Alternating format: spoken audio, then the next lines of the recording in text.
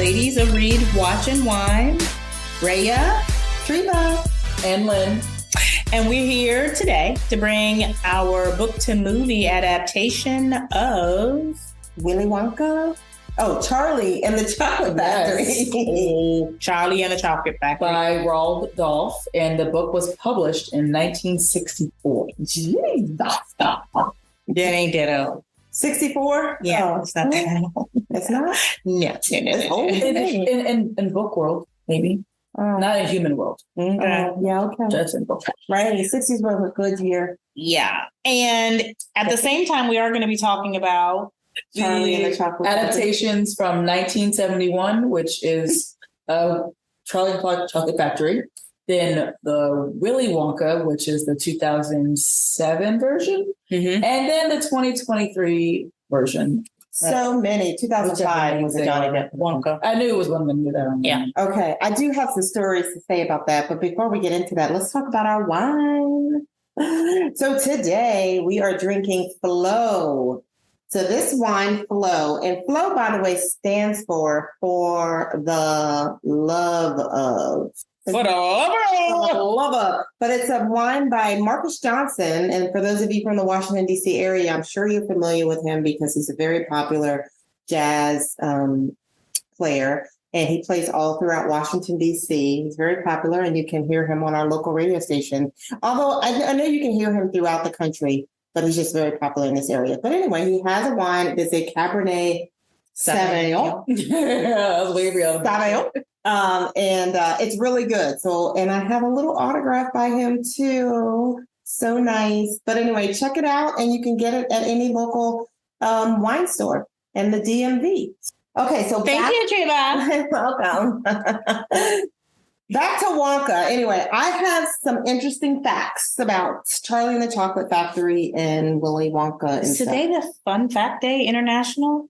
Never mind. Go ahead. Sorry. So interestingly, when I was watching the adaptation of the 1971 version, which I think is the first adaptation of the book, Gene Wilder version. So there were lots of theories because people wanted to know why they changed the name to Willy Wonka in the Chocolate Factory rather than Charlie in the Chocolate Factory, which was what the name of the book was. And so the theories were that, the producer was also working on a project with Quaker Oats. Quaker Oats was about to start a chocolate bar, chocolate candy, and they wanted to link this movie with the chocolate. So they were going to name their chocolate Wonka Bars. And so that's why they wanted Wonka to be like at the forefront of the movie, so it resonated in people's heads. And then the other theory is that when this movie was released, it was also during the Vietnam War or during that whole wartime. And Charlie was a name that was used to describe the enemies. And so they didn't want people to see the title and think that it was a war movie. They wanted them to know it was a kid's movie. So that's some of the theories as to why they didn't just name the movie Charlie and the Chocolate Factory. Because I was wondering that, there's nothing wrong with that name. So why didn't they just name it? Anyway, how does that feel to have to know a fact and just gotta Google it and figure it out? So anyway, is there a Wonka Bar? Was there a Wonka Bar? I don't know of a Wonka Bar. I did not. Maybe Lynn will go down that rabbit hole because I did not.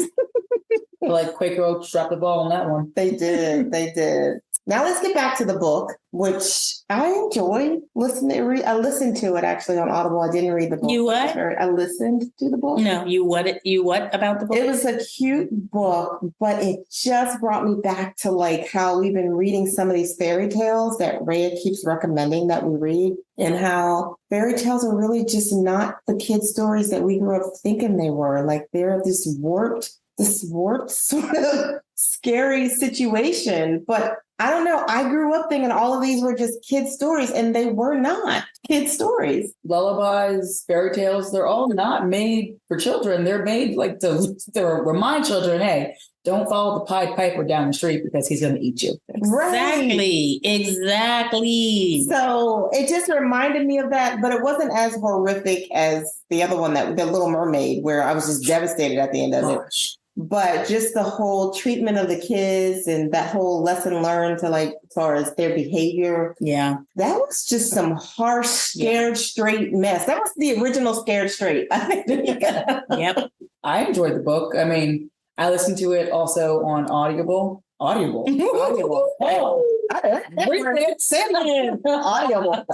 Wait, rewind, back it up again. Strike that, reverse that. Yeah, they're good. No reverse it, just ignore me. On Audible, and I kind of, not that this is a critique to Audible, but I wish it was like a little bit more theatric because I was kind of picturing that in my head. But I still, all in all, enjoyed the story because the one thing I really hoped the book would tell me was why all the grandparents were stuck in one bed for 20 years. And then, like, why? Like, and then the Grandpa Joe just gets up and starts dancing. What were you doing for 20 years if you knew you could walk? Why didn't you get a job? He didn't have anything to motivate him. And so when he got excited, it just changed his life. And so the spirit got in him. You've been eating cabbage soup for 20 years and cabbage water. So the golden ticket is what made you walk again? Yeah, I just had so many questions, like, I was reading it. Not in a bad way. I was really hoping that the book gave me that explanation. That was the comedy in it. It was unbelievable. But it was really, my pick. I love it, of course. But to me, it was like that is really part of a kid's imagination that every time they come around, the grandparents are in the bed because they're too old to do anything else. Oh, maybe. Well, maybe that is. I feel more comfortable with that being like because they couldn't stay in the bed. They're eating, like you said, cabbage. Water.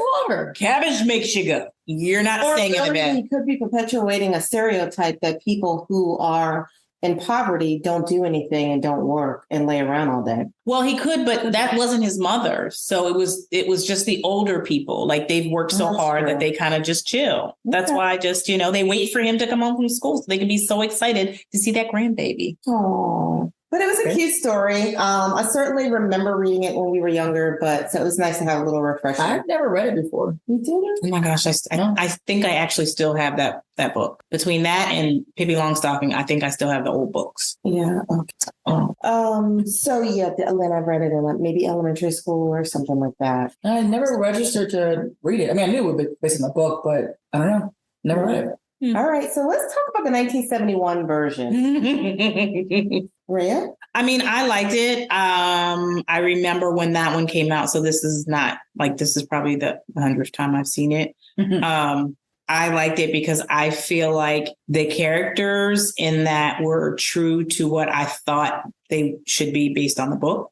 Just how they looked and acted and ratty little brats. So, I mean, I liked it. It's interesting to me to look at just the film, the set, and how they did things back then. You kind of forget about that as time goes on, Right. 40, 50 years later. But, they really did a good job because even though I was watching it and you can clearly see that, it's a dated movie, I actually thought that they did a really good job with the graphics. And I think that movie aged well. Yeah. The only thing that really didn't age well for me was the TV screen. Oh, they were in somebody's closet, and I was thinking to myself, "This is straight somebody's closet." It was pretty funny just watching that scene. But anyway, so the storyline was great to me. I think it lined up with the book well. But I tell you what, the creepy man with the scar on his face that kept coming up to the kids and just grabbing them, and the kids just going with them. And we're the parents, right? Oh, my thing was like he was in Germany, and then next thing you know, he's next to Charlie. It's like, how did you get this far? Right. Mr. Slugworth, and then also I had questions about how that's what I was thinking too, was the golden ticket was only found by children, which I know was supposed to only be found by children, but how did Slugworth, which is actually on the same team as Willy Wonka, how did he get there? Was it planted? Like, how did they know? Yeah. But my favorite character from, I don't know why it's completely irrelevant, and the person actually wasn't in the book, was the teacher who was like talking about the math and stuff. And he's like, 2? I can't calculate eating 2 bars. Let's just say you ate 20%. And he's just like going on. I feel like the way he's a crappy teacher would be how I'd be a crappy.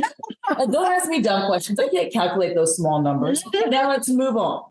That's so I love that guy. Yeah. It's irrelevant, but I just make me happy. I like the gum chewer. Oh my gosh. And I've had this gum for 3 months. Some nasty mess. Behind her ear. It's like, I remember people doing that though. I never did it, but I do remember people doing it. We would stick it on the back of her hand. Oh yeah. I would stick mine on my hand, and it would just be on my hand all day until I wanted it again, and then I eat it. But behind my ear, have you ever smelled behind somebody's ear? It's not a good smell. That's nasty. I don't think I've intentionally ever smelled behind anybody's ear. Let me see. But I can't imagine. Of course, the sisters would do that.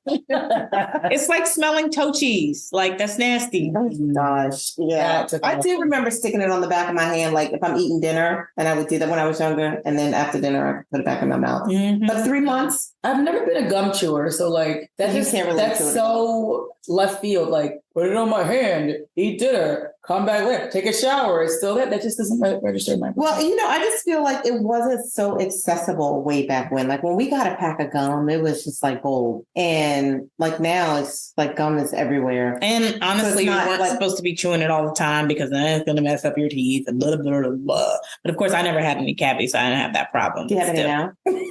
Okay. All right. So let's move to I got my first cavity at 55. So I just want to, that's why she's teasing me. Whatever. No, let's move to the 2005 version 57. With Johnny Depp. Wait, can I tell you something really funny? So just in case anybody's ever looking or streaming for something, it's talking about that gum issue. I was watching TV the other day and it was Extreme Something or Extreme Habits. And there was a lady who is so obsessed with being cheap. She takes gum.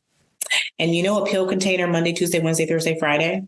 Mm-hmm. She chews the gum all day. She takes it out of her mouth on Monday, puts it inside the Monday container, puts it in the refrigerator, opens it. She just Tuesday. My strange addiction, and she's like super cheap. Yes. Do you remember seeing that? You have to see it because it's very nasty when we were just talking about. But honey, this chick puts it in the freezer for 3 days to preserve the flavor, and then takes a new one out.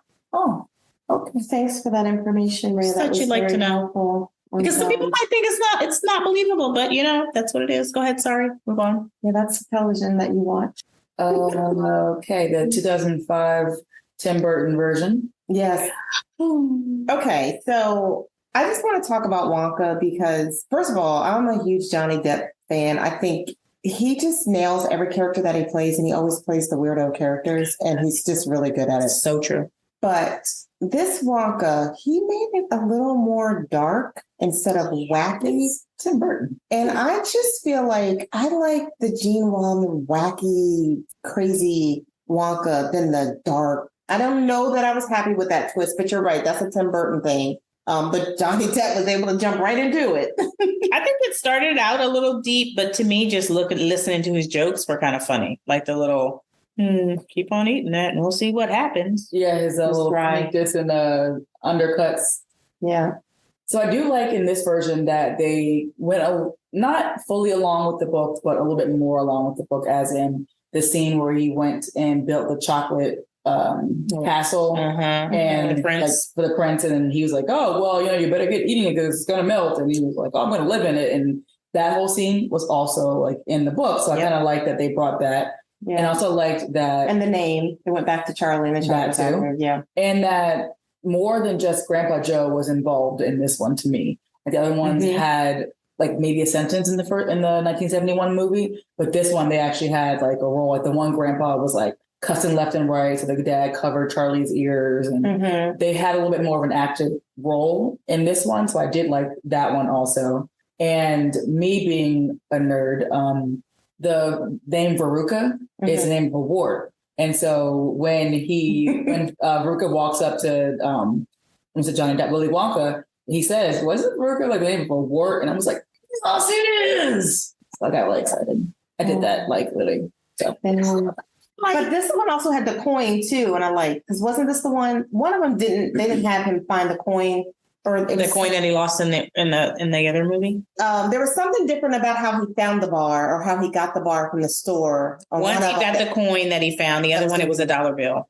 Okay. Whatever it was, one of them lined up with the book. I was thinking it was the 2005 version. But I liked it because you're right. That one followed the storyline a little bit more than it had its ad libs, like when he was a little kid and the braces thing and trying to eat like the candy and the dad being a dentist. Like, that was a different ad lib, of course, because he had to add a Tim Burton like darkness to it. But I think that they decided to actually give a little bit more background and a little more insight towards the book, which was like that scene with the castle and stuff like that. I did like that version. Yeah. Or parts of it. But in all of them, the house in the middle of nowhere with all these other, I mean, you got a whole town of all of this stuff, and then this little house that's all falling apart, and they're just off on their own little island. I thought that was cute. And then the house in the 2005 version had like the slanted doors and stuff, which is completely textbook Tim Burton. So me being a Tim Burton fan, I was like, oh, look at the doors. What I didn't like was the music. Like the Oompa Loompa songs, I just did not like in the 2005 version. And maybe it's just because I needed the old, songs, because I personally like listening to the lyrics of the song, because of course they sort of told what was happening and why this was happening to the little girl and, or little boy. And it really kept the storyline going. I couldn't even understand what they were saying in the 2005 version. So I couldn't even follow the lyrics to see how they were linking up to what was going on in the story. That's true. I really appreciated that in the original version of the 1971 version. Yeah. I can't remember his first name, but his last name is Roy. But the person that played the Oompa Loompa that they like literally made. So he's like 4'4". I Googled it, and he did the same role. It wasn't it was superimposed, but it wasn't superimposed to be like him like once. He literally did the same scene over 150 times to play and move different ways so he would look like different Oompa Loompas. So every time you see him placed around, since it's the same guy, he re-recorded everything. Wow. 150 times for each person. Wow. So it wasn't like a CGI of his body moving. It was literally him recorded over and over again. That's crazy. Something that I Googled. Wow. So Google why they have like one person play it versus having different people. And then also like, if there's laws against hiring dwarfs or people that are shorter, I started expiring into that, and then I lost my moment, and then I came back to it. So back to the adaptation here. We're going to the new one. Okay, so... Oh, wait, I'm sorry. What I really wanted to say was from the 2005 version is the combination of Johnny Depp and Helena Bonham, I can't speak, Carter. The two of them are always a great pair. They were in, of course, like Sweeney Todd together. They just do so well that when she played Charlie's mother, I was just like, it's going to be a great movie. So to mention casting for that one, I love the cast. Okay. I'm not familiar with her. If you've seen a Johnny Depp movie, you've seen her. Oh, really? You probably didn't recognize it's the same person. Oh, okay. And which is the hand she was in? Not that far back. Oh. But more closer. Okay. I'll send you a list. Thanks. I appreciate that. Oh my God. So much fun. I can't wait to get that list. So the 2023 version. But wait, so what about the cast for that one? Because we talked about the cast for the 71. What about the cast for? So I like Johnny Depp. I was just saying, but it was too dark for me. I need bright colors and rainbows and just happiness with Wonka. Okay. But I know you're never going to get that with Tim Burton. Okay. Go ahead, Lynn. I was just saying, I love the cast with Johnny Depp and Helena together. So, did you have anything to add? No, not really. Okay. Well, let's talk about this 2023 version prequel. Yes. So, if you haven't seen it yet and or heard anything about it and or living under a rock, this version is a large rock prequel. That kind of gave the storyline behind how Willy Wonka got his chocolate factory, which was amazing. Yeah. I mean, we can't really talk about the adaptation from the book, but what I will say is that they respected the storyline so much to me with this prequel because everything sort of lined up and meshed together. I think they did a phenomenal job. I loved 99% of it lined up. Because there was something that they kept saying. There was something that didn't line up, but I can't remember. I think it had to do with the Oompa Loompa. And the dad. Yeah, because he never had had his staff and then thought somebody was spying everybody. Yeah. This one, they just jumped into everybody or him just getting a factory and then hiring Oompa Loompas to be the staff. Right. Versus having the whole paranoia and somebody spying and then firing all of them. That's the only big difference that if they were going to reference anything from the book and or the previous movies, that's the only change that I kind of really noticed. But other than that, it was a prequel. There was not much to correlate by, but if they touch on it, it did it justice, in my opinion. They did. And the guy that they had playing Willy Wonka as the young child, Timothy Chalamet. I literally just saw him run. Was right. He's getting ready to be in another movie. Is it the boat movie? I can't remember. But he his energy, he was happy, he was so positive, he was colorful. Like everything about Willy Wonka that I appreciated was in this movie. It wasn't dark. I mean, it had some dark spots, but I think it was weaved in very well. He said that he was trying to really channel Gene Wilder. He did. So he said that he watched a bunch of like behind the scenes things of Gene Wilder for that movie, but also different ways of like his mannerisms, how he would say things, how he would act, how he would be like awkwardly like close to people when they talk, like all those things he like researched. I loved it. He did a great job. He embodied that character. And how about the diversity of the cast? Oh yeah. Of course. I love that. Of course. It was so nice and well represented for 2023.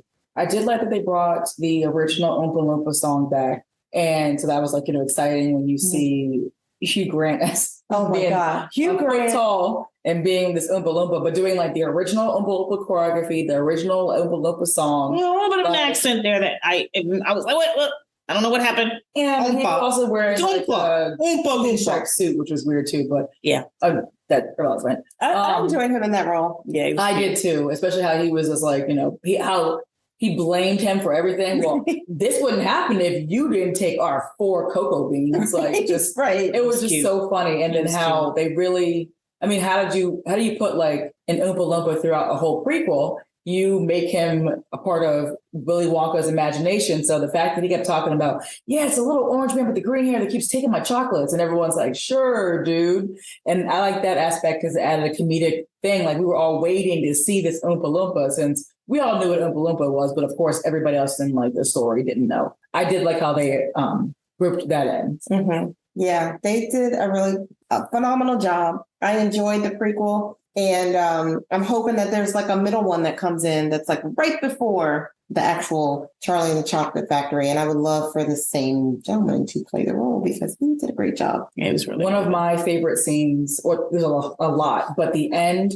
when they were in the rundown factory and as he was like dancing around, the color started coming to life. Because I think that in the 1971 version, one of the best parts is when they open the doors and you walk into like his factory and you see everything that's edible and everything that's like lit up. That's one of like the best scenes in the 1971 version. And I was really hoping that they kind of gave that vibrant feel and they were able to portray that at the end of the movie, along with Rhea crying and that scene too. But did they play the Candyman? Because I thought I remember hearing the Candyman. Did I hear the Candyman? The Candyman can. I don't know. I don't remember. But that was the first thing that came to my head when I saw all the colors. Like I thought of Sammy Davis Jr. singing the Candyman song because it was so vibrant. I just remember from the 1971 version, we all know me now if you've been listening to this podcast. I really remember being in that movie. There we go. And seeing the color and like, I want that candy. I want that candy. I want that candy. So this like fulfilled all of that all over again because it was so magical. So I was kind of like, at first I was underwhelmed when they were in the actual like factory, when they had the storefront, when everybody helped him create it. Because it was so cool with the tree and the flowers and stuff, but like it didn't have that bright color because he had so much dark chocolate. But then when he went to the factory that he was actually building on his own, that's when the rainbow bridge was there. And I was at first like underwhelmed, but then they brought it back and I was like nail on the head right there. Loved it. I was okay with both, but I feel like the scene where they were helping him was so short. Like I didn't get to spend enough time there before they destroyed it. Spend enough time. Okay. You guys want to rate this? Let's rate this. Well, I'm sorry. I wanted to say one more thing about the casting. Is I think that I did love the diversity, how you guys mentioned about the casting, but I really love that they added characters that I didn't have any expectation of, like Noodle. Excuse me. Like her character, I really loved seeing that dynamic with Willy to be like, why was he so gung-ho on children taking over his factory? I mean, I know they have a better imagination than like adults, but I think that this movie having a bunch of children, not a bunch of like one main child that really influenced him, that really kind of circled it all back into a full circle for me. Yeah. I'm trying to say the casting. And that little girl was awesome. Yeah. I loved Noodle. She was so good. She was so good. And on that same note, I do like the way that they brought some character to his mother and her whole presence and just his whole journey of becoming a chocolate maker. Because that was, of course, where did you get the chocolate from? The idea. And that like answered that question. Exactly. So I love the way that they brought the mom into. And what's the officer? What's his name? Keenan.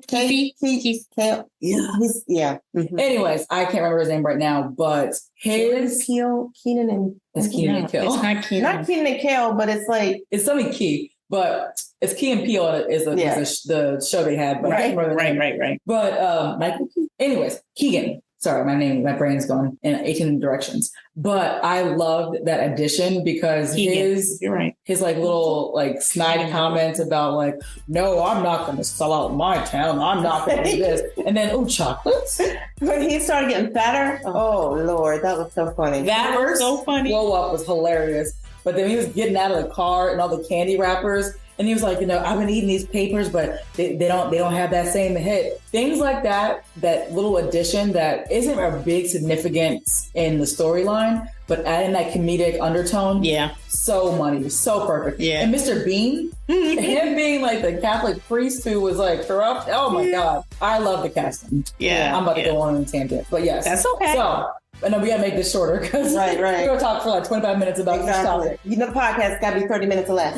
Okay. All right, so I'm giving the adaptations, the prequel, everything is getting a full glass of wine for me. I enjoyed all of them, and I feel like for the most part they stayed true to the book. I agree, and I gave it a full glass as well. Of course, I loved it. I've loved every one of them. Just need a little bit more time in Percy. So I give it a full glass as well, and I give it a full glass plus a little extra because I feel like it's the new version completely answered all but one question about why they were in bed for 20 years. But literally all questions that I had to understand like where it came from, where it went. It showed some dynamics of Willy Wonka, of who he was and how he built who his family was. Point is, I give it a full glass and a little bit more. That equates to a full bottle from us. Woo-hoo! What are we drinking again? We're drinking again? We're going to let it flow. We're drinking the flow. I figure out what you're putting down. Right?